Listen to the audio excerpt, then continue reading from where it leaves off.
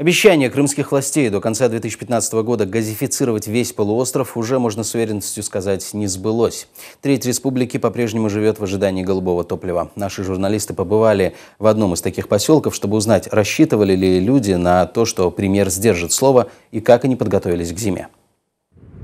Поселок Зуя, несмотря на свою близость к крымской столице, всего около 20 километров, до сих пор не газифицирован. К слову, как и весь Белогорский район.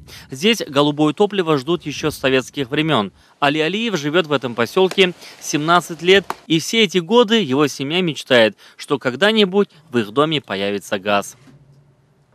Движений пока не видать никаких. Не видим мы ничего.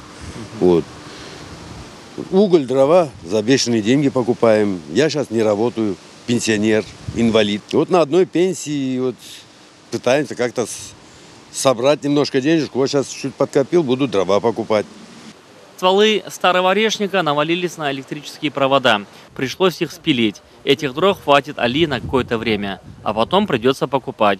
В среднем на семью нужно не менее 5 складометров. Это примерно 15 тысяч рублей. А еще потребуется около 3 тонн угля. Это еще 30 тысяч рублей. Там же, где проведен газ, отопление обойдется в среднем в 3-4 тысячи рублей. У них в месяц уходит от 150 до 250 кубов в месяц.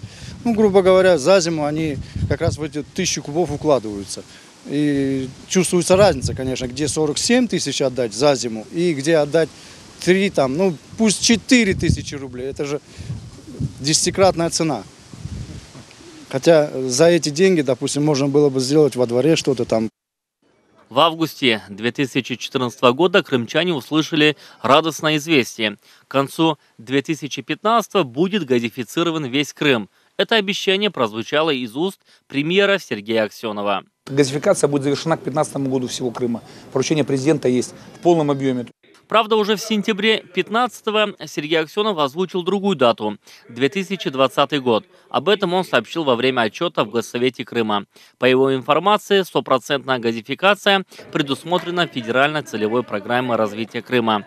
На сегодня в Крыму более 30% населенных пунктов еще остаются без газа. Это города Алупка и Белогорск, а также 566 сел Белогорского, Джанкойского, Ленинского, Красногвардейского, Симферопольского, Нижнегорского и Советского районов. Айдар Асанов, Рустем Гельшаев, Заман АТР.